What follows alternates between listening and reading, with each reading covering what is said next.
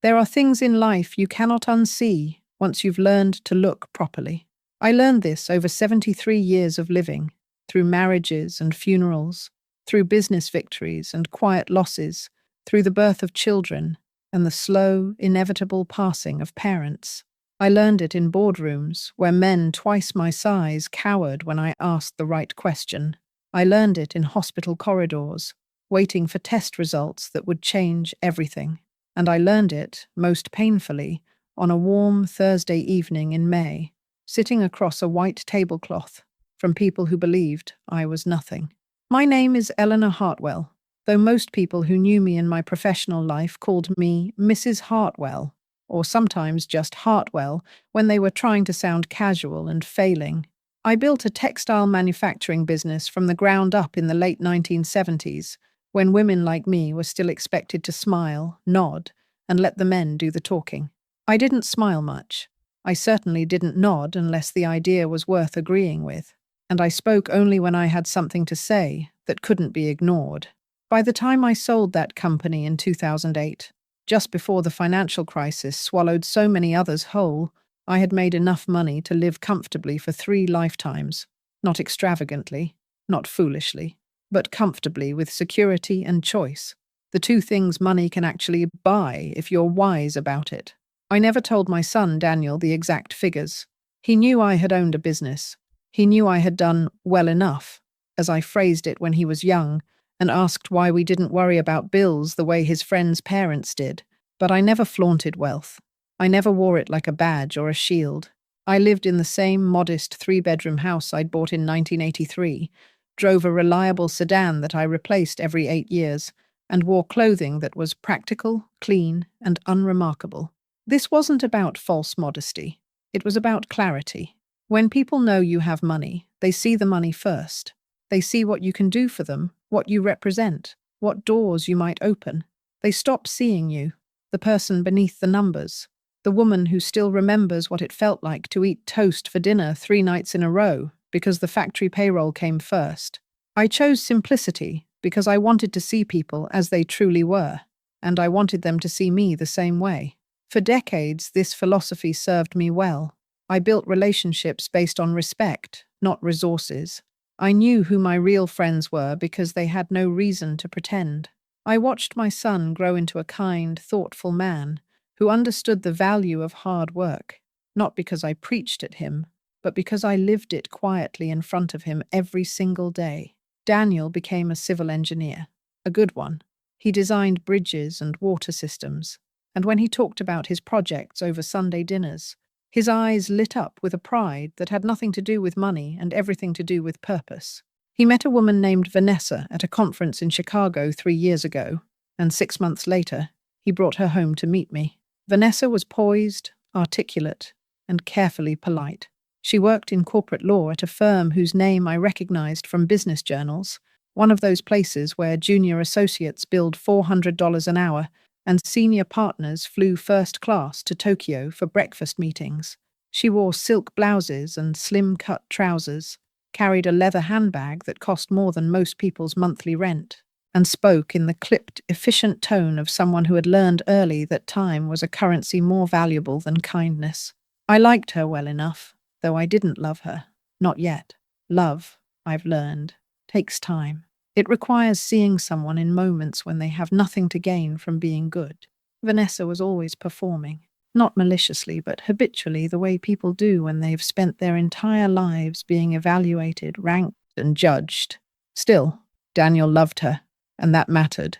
They married in a small ceremony 14 months ago, and I sat in the 3rd row, watching my son promise forever to a woman I barely knew.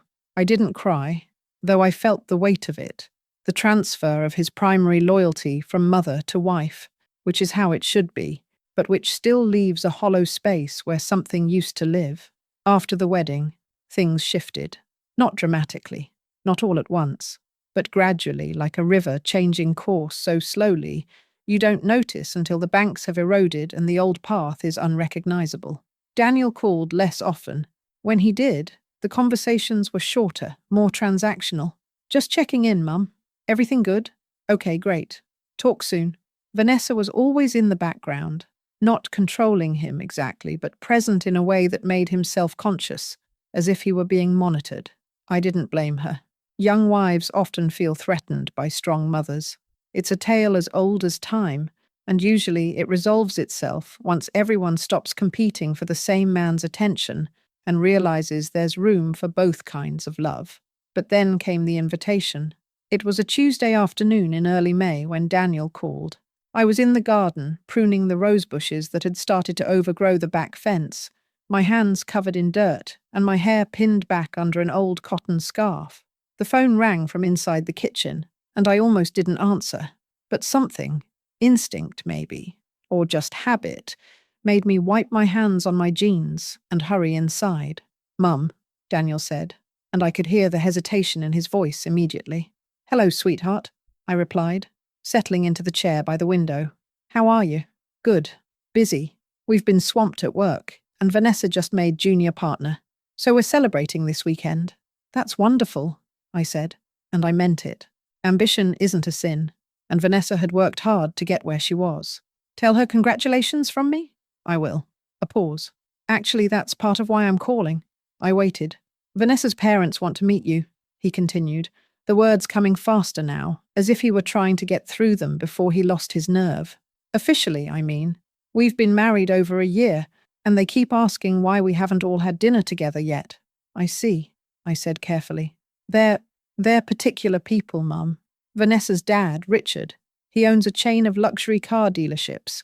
Her mother, Constance, she's on about 5 different charity boards. They're very—" He stopped, searching for the right word.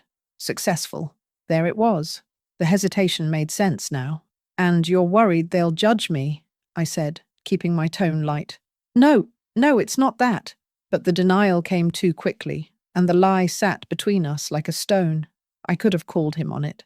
I could have asked him why, after 34 years of being his mother, he suddenly doubted whether I was presentable enough to meet his in-laws.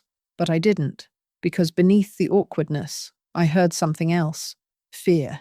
He was afraid they would judge me, and worse, he was afraid they might be right to. "When are you thinking?" I asked instead. "Saturday night, 7 o'clock. There's a restaurant they like. Marons, downtown. French place. Really nice." "I know it," I said, though I'd never eaten there. I knew of it the way I knew of most high-end establishments in the city, from reputation, from overhearing conversations, from reading reviews written by people who thought $100 entree was a reasonable thing. "Great. So you'll come?" "Of course." The relief in his voice was palpable. "Thank you, Mom. I really appreciate it. And just be yourself, okay? They're going to love you." But he didn't sound convinced. After we hung up, I sat in that kitchen chair for a long time, staring out at the garden where the roses swayed gently in the afternoon breeze. The sun slanted through the window, casting long golden shadows across the worn linoleum floor, and I felt something settle inside me. Not anger exactly, but a cold, quiet clarity. My son was ashamed of me. Not entirely, not consciously perhaps, but enough that he felt the need to warn me, to cushion the introduction, to manage expectations.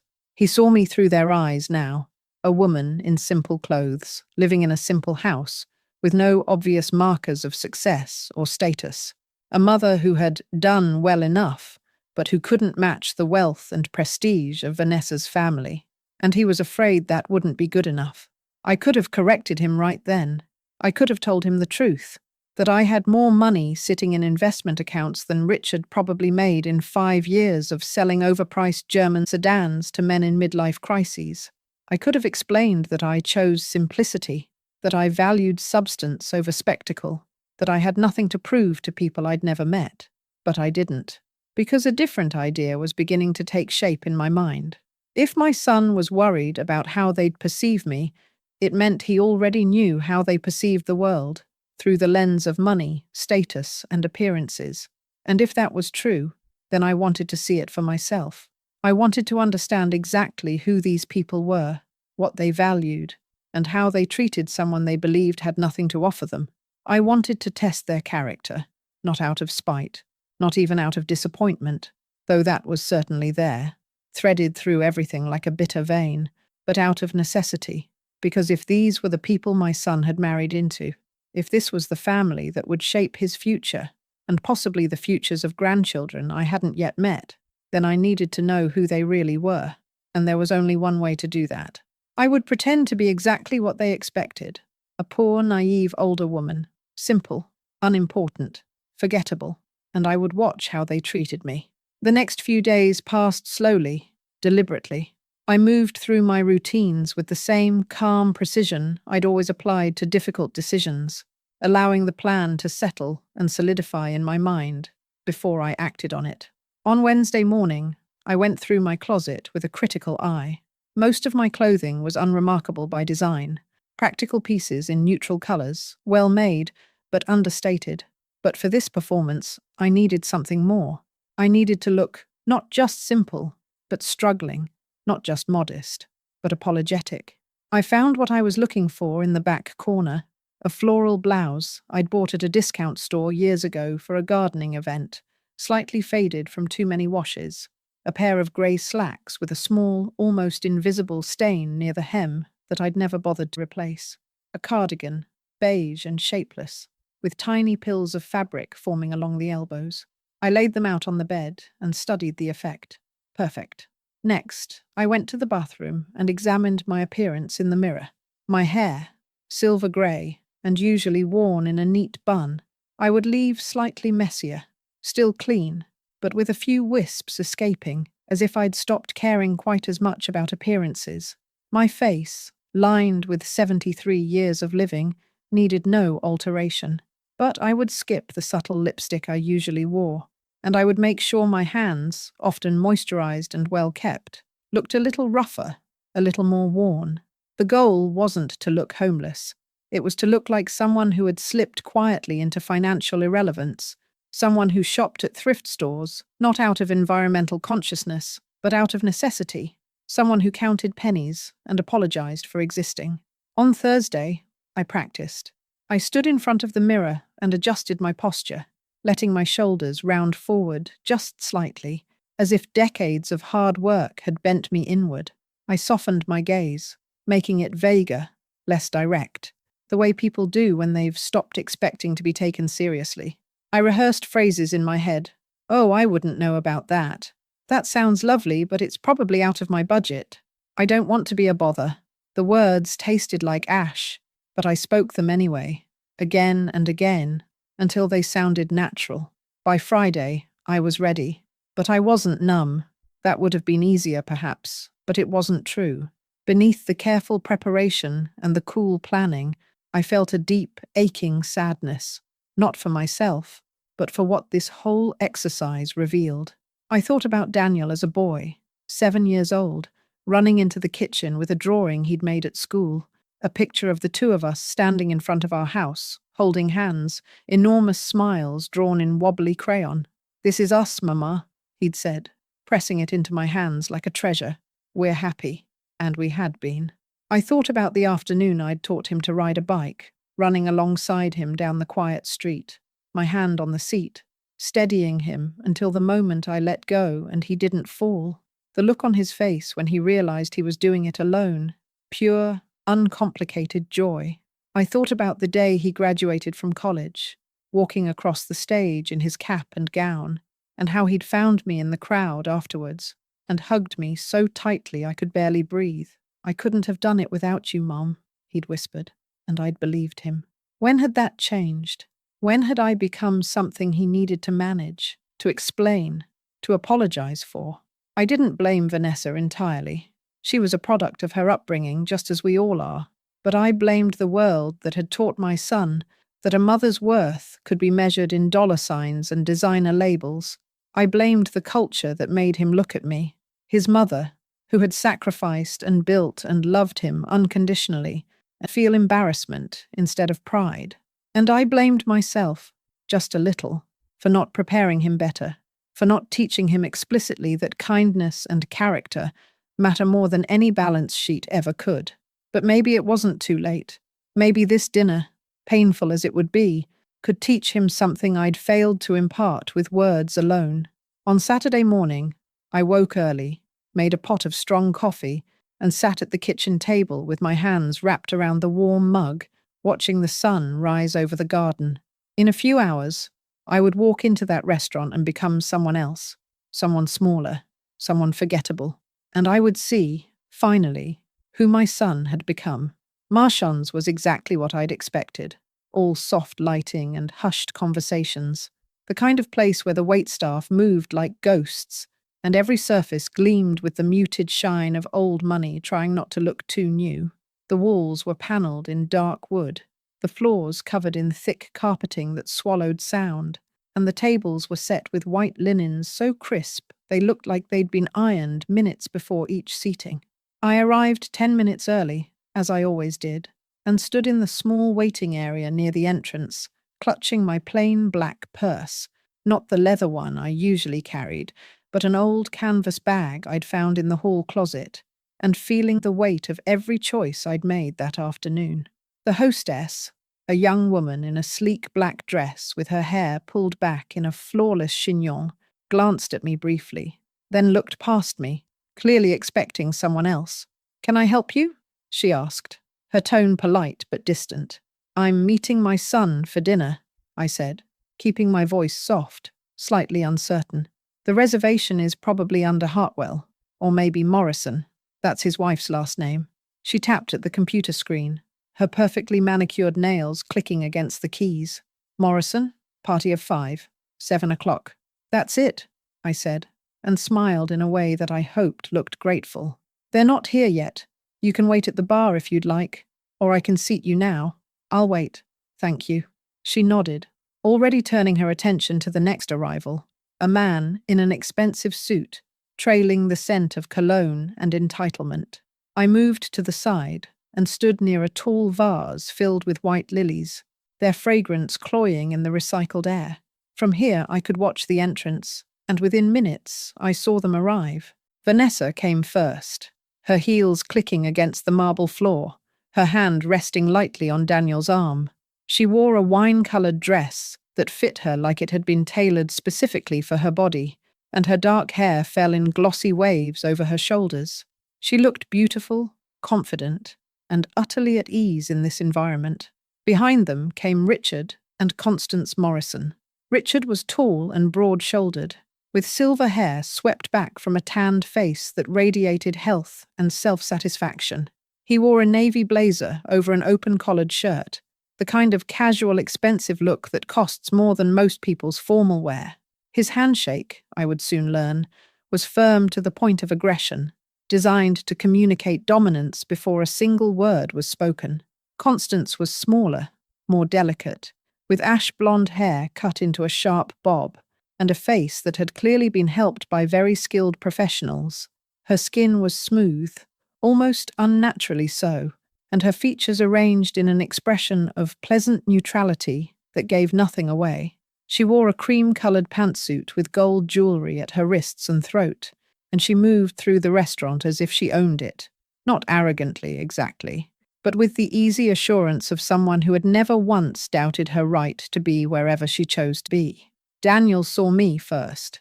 His eyes flicked toward me, registered recognition, and something else. Was it embarrassment? Relief? I couldn't tell. He touched Vanessa's elbow and gestured in my direction, and the four of them turned to look at me. I stayed where I was, holding my canvas purse with both hands, letting them come to me. "Mum," Daniel said, his smile a little too bright, his voice a little too loud. "You made it. Great." He hugged me briefly, awkwardly, and I caught the faint smell of his aftershave, something expensive that Vanessa had probably bought him. "Hello, sweetheart," I said, keeping my voice soft and warm. Then I turned to the others. "You must be Vanessa's parents. It's so nice to finally meet you." Richard extended his hand, and I shook it, noting the way his grip tried to overpower mine before releasing quickly, as if he'd already categorized me as unimportant. "Richard Morrison," he said. "Good to meet you, Eleanor." "Mrs. Hartwell," I corrected gently, though I wasn't sure why I bothered. Constance offered a smile that didn't reach her eyes.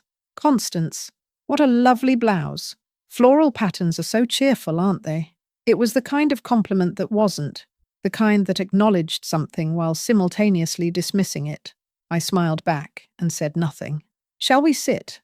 Vanessa interjected, her tone bright and efficient, as if she were chairing a meeting rather than attending a family dinner. The hostess led us to a table near the back of the restaurant, tucked into a corner that offered both privacy and a view of the rest of the dining room. Richard took the head of the table without asking, and Constance sat to his right. Vanessa guided Daniel to the seat beside her mother, leaving me at the opposite end, next to Richard but separated by the vast expanse of white linen and gleaming silverware. I sat down carefully, smoothing my cardigan over my lap, and felt the full weight of the performance settle over me like a second skin. The waiter appeared almost immediately, a thin man with a French accent that might have been real or might have been effect. It was hard to tell in places like this. He handed out leather-bound menus and recited the evening's specials in a tone that suggested we should feel honored to hear them. I opened my menu and tried not to react to the prices. $48 for a salad, $75 for a steak, $120 for the lamb, which came with a description so elaborate I lost track halfway through. "Everything looks wonderful," Constance said, closing her menu decisively. "I'll have the Dover sole." "Make that 2, Richard added.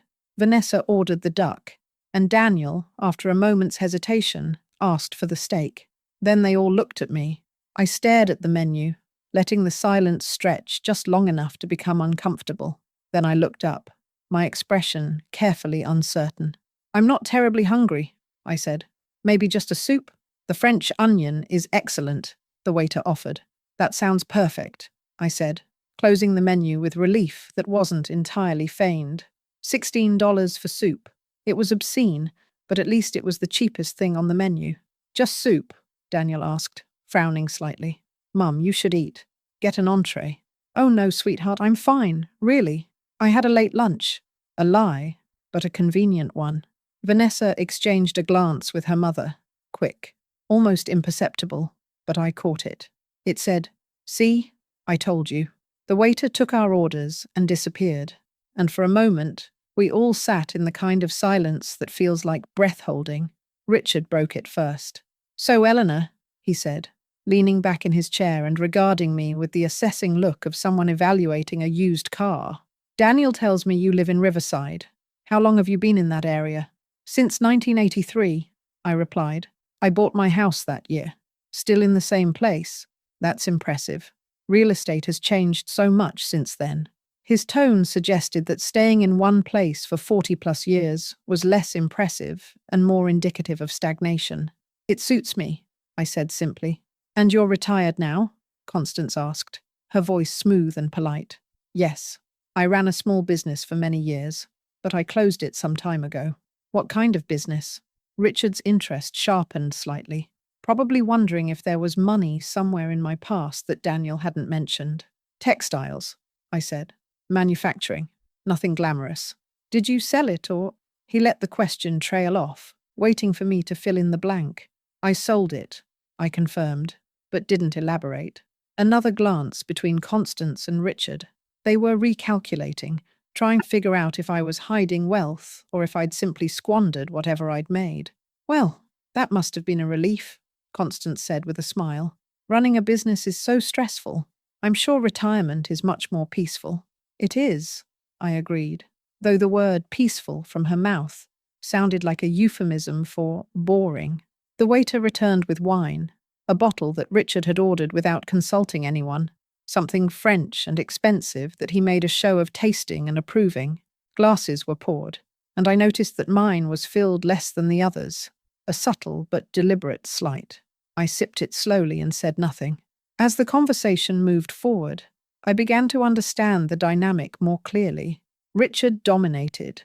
He told stories about his dealerships, about clients he'd made deals with, about a recent trip to Napa where they'd stayed at a vineyard estate that cost $8,000 a night. He name-dropped casually.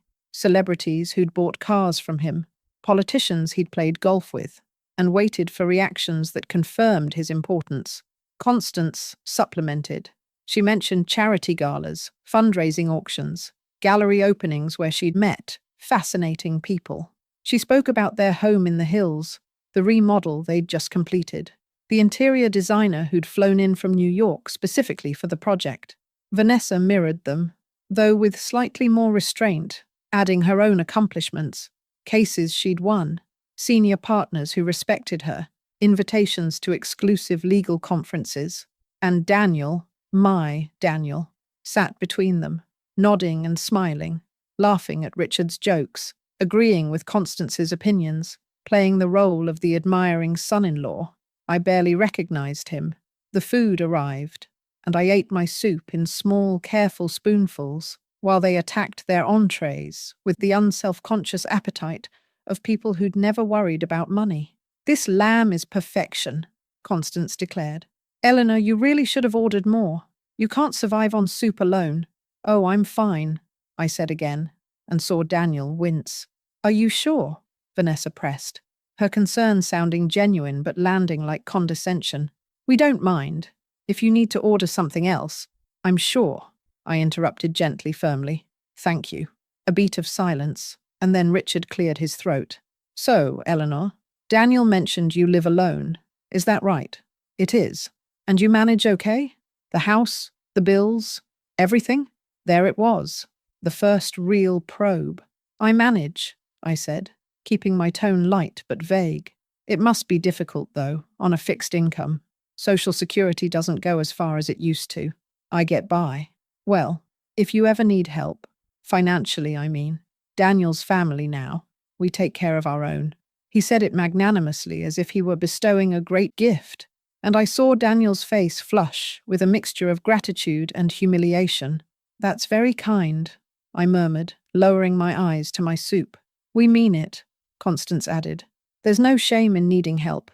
Everyone goes through hard times." I nodded, letting them believe whatever they wanted to believe.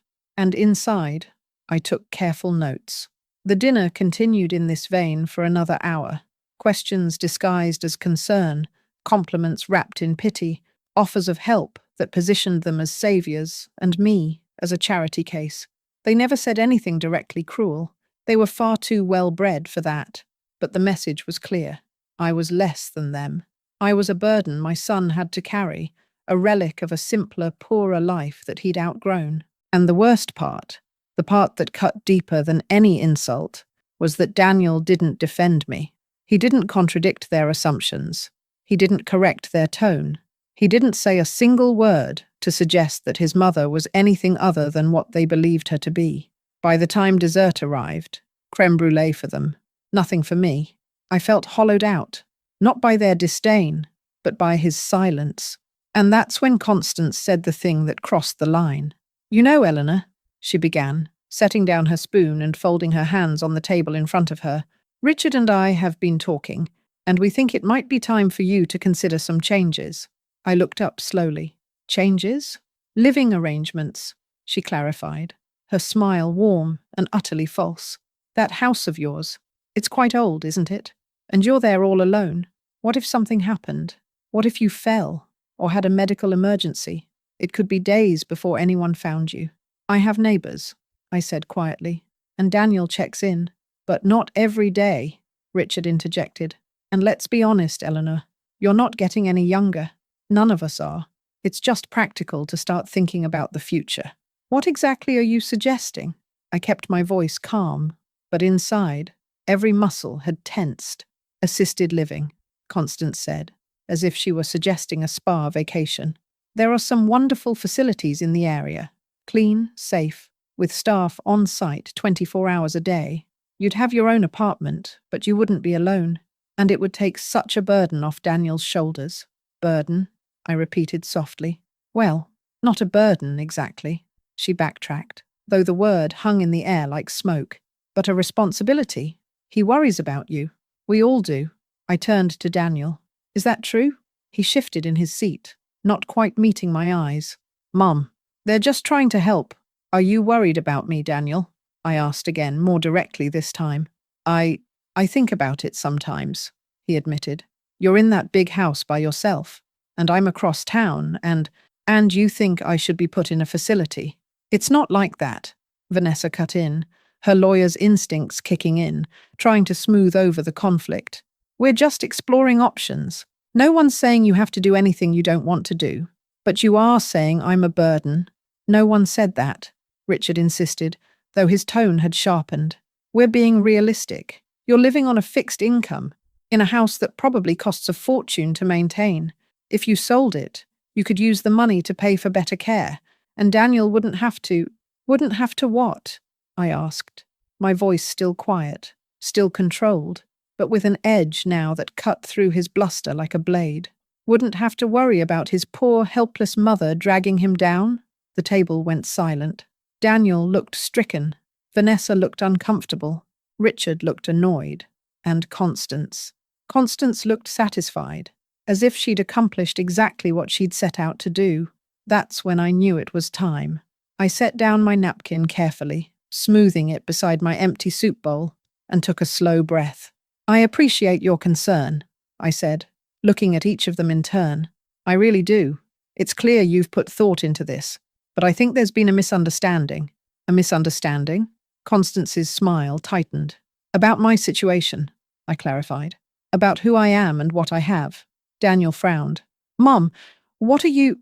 I raised a hand gently, silencing him, and kept my gaze on Richard. You asked earlier if I sold my business. I did. In 2008, just before the financial crisis. I sold it for $32 million. The silence that followed was absolute. Richard's fork stopped halfway to his mouth. Constance's carefully composed expression cracked, just slightly around the edges. Vanessa's eyes widened, and Daniel, my son, looked like he'd been struck. After taxes, investments, and living expenses over the years, I'm currently worth somewhere in the neighborhood of $48 million, I continued, my tone conversational, as if I were discussing the weather. I live in a modest house because I choose to. I wear simple clothing because I choose to. I ordered soup tonight not because I couldn't afford more, but because I wasn't hungry. And I am not, nor have I ever been, a burden to my son. No one spoke. I let the silence sit for a moment, let them absorb what I'd said, let the reality of their mistake settle over them like cold water. I came here tonight, I continued, pretending to be exactly what you expected, a poor, simple woman who needed your pity and your help.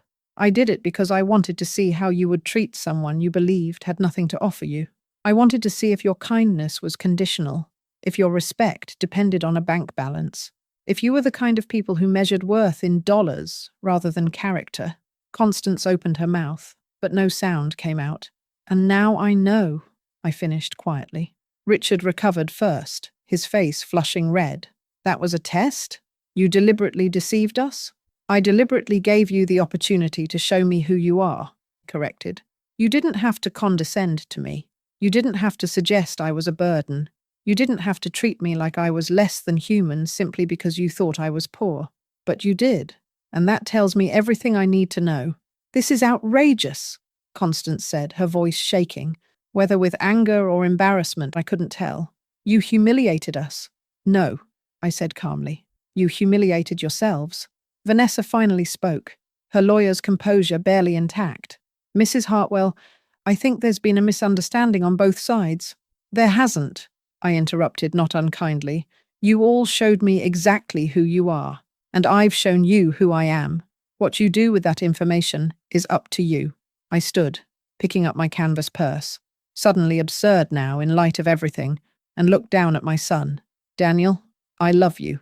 I always have, and I always will. But you need to decide what kind of man you want to be, because the one I saw tonight, the one who sat silently while his mother was treated like charity, that's not the man I raised.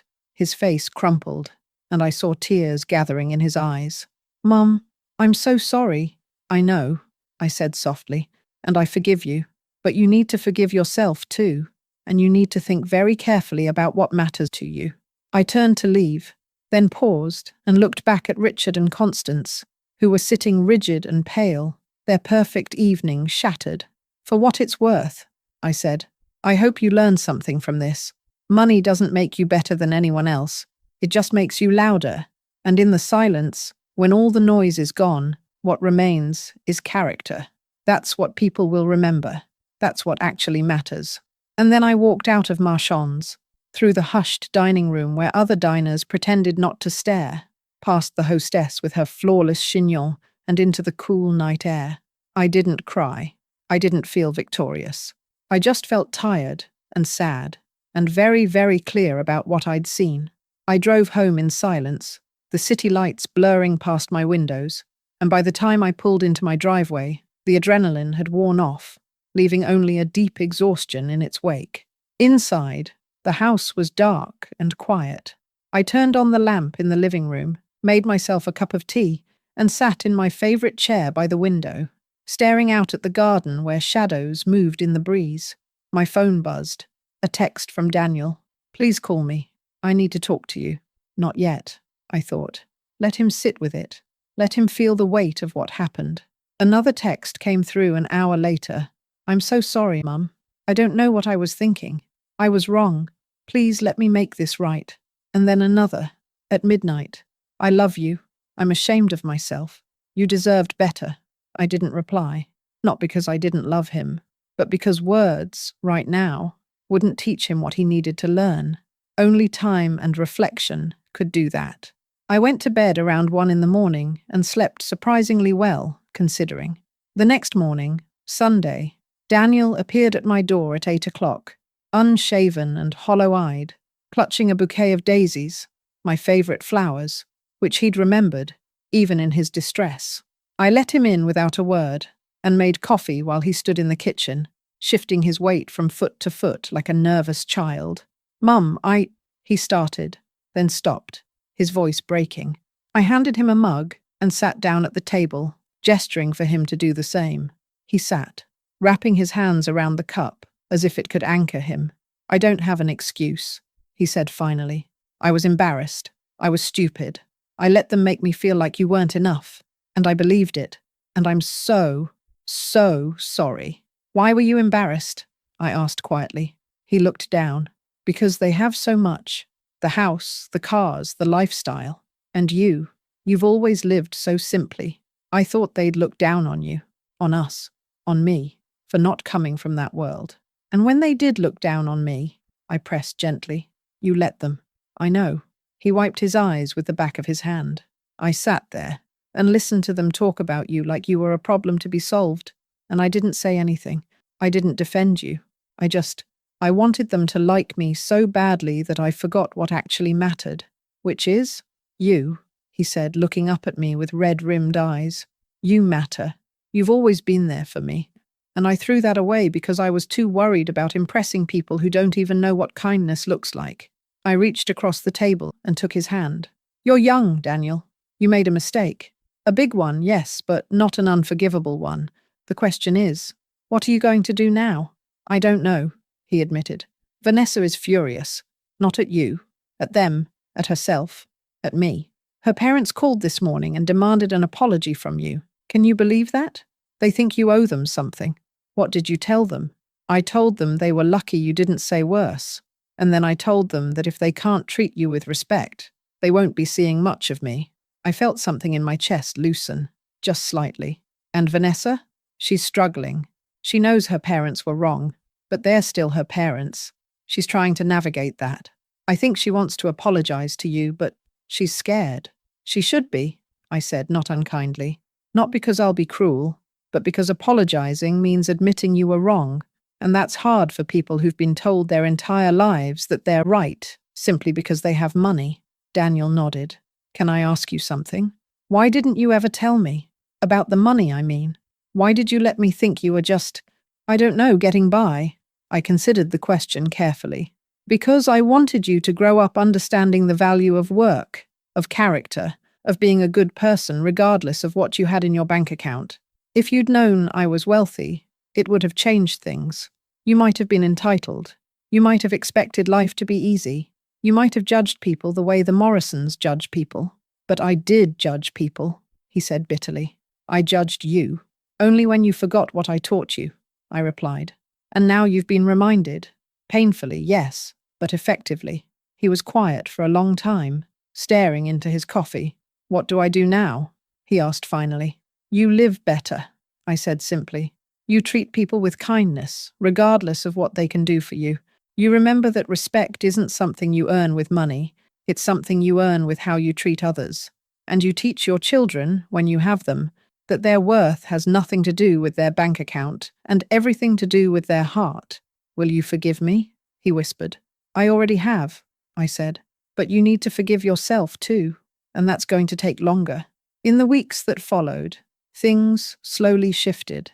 Daniel and Vanessa came to visit more often, and the conversations, though sometimes awkward, were more honest than they'd been in years. Vanessa did eventually apologize, stiffly at first, then more genuinely as we talked, and she began to understand the difference between the life she'd been raised in and the life I'd chosen to live. Richard and Constance never apologized. They sent a curt message through Vanessa saying they regretted any misunderstanding, but stopped short of admitting fault. I didn't expect more, and I didn't need it. I'd seen what I needed to see. Daniel, for his part, became more thoughtful. He asked questions about my business, about how I'd built it, about the choices I'd made. He started volunteering at a community center on weekends, teaching kids about engineering and design, and when he talked about it over Sunday dinners, his eyes held that same light they used to, the one that had nothing to do with impressing anyone and everything to do with purpose. Vanessa, too, began to change. She started questioning the values she'd grown up with, the endless pursuit of status and appearance that had defined her parents' lives. It wasn't easy for her. Old habits and beliefs don't die quietly, but she was trying, and that mattered. As for me, I returned to my simple life with a deeper appreciation for it. I tended my garden, read my books, and volunteered at the local library, teaching financial literacy to people who needed it. I donated quietly to causes I believed in, but I never announced it, never sought recognition. The money I had was a tool, nothing more, and I used it to do good where I could without making a spectacle of it. Some people asked why I didn't travel more, live more extravagantly, enjoy the wealth I'd worked so hard to build. And my answer was always the same. I already have everything I need. Because wealth, real wealth, isn't about how much you have in the bank. It's about knowing who you are when no one's watching. It's about treating people with dignity regardless of what they can offer you. It's about living in a way that aligns with your values, even when the world tells you to want more, be more, show more. I'd built a fortune, yes, but more importantly, I'd built a life I was proud of. And in the end, that was worth more than any number on a balance sheet. Looking back now, months later, I don't regret that dinner at Marons. It was painful. It revealed truths I wish I hadn't had to see, but it also clarified things, stripped away pretense, and forced everyone involved to confront who they really were. Daniel is a better man for it. Vanessa is a more thoughtful woman. And I learned that even at 73, even after a lifetime of building and achieving and understanding the world, there are still lessons to be learned. Sometimes, the hardest lesson is simply this. You cannot control how others see you, but you can control how you see yourself. And if you can look in the mirror and recognize the person staring back, if you can stand by your choices and your values without shame or apology, then you've already won the only battle that truly matters. That evening, I pretended to be poor, naive, invisible, but in doing so, I revealed something far more important: the poverty of character in those who measured worth by wealth, and the richness of spirit in choosing to live simply, honestly, and with dignity. I hope the Morrisons learned something from that night. I hope they looked at themselves and saw what I saw. Not bad people necessarily, but people who had lost their way, who had confused money with meaning and status with substance. But whether they learned or not, it's not my responsibility to teach them. I did what I needed to do. I saw what I needed to see. And now, I continue to live the way I've always lived, quietly, purposefully, with kindness where I can offer it, and boundaries where I need them. That's enough. That will always be enough. So, my dear listeners, if you've stayed with me through this long story, and I know it's been a journey, I want to thank you from the bottom of my heart. Stories like these aren't easy to tell. They ask us to look at painful truths, uncomfortable moments, and the ways we sometimes fail the people we love.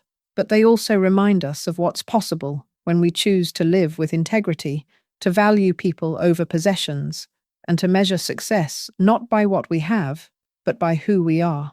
I hope this story has moved you, made you think, maybe even made you reflect on your own relationships and values. If it has, I'd be so grateful if you'd take a moment to share your thoughts in the comments below. I love hearing from you, where you're listening from, what resonated with you, what questions you might have. Are you in New York, Lagos, Mumbai, Tokyo, a small town somewhere in the American heartland? I'm always amazed and humbled by how far these stories travel and how they connect us across distances and differences. If this story touched your heart, please consider leaving a like or supporting the channel with a super thanks. It helps more than you might think, and it lets me know that these long, thoughtful stories are reaching the people who need them. And if you haven't already, please subscribe. There are so many more stories to tell.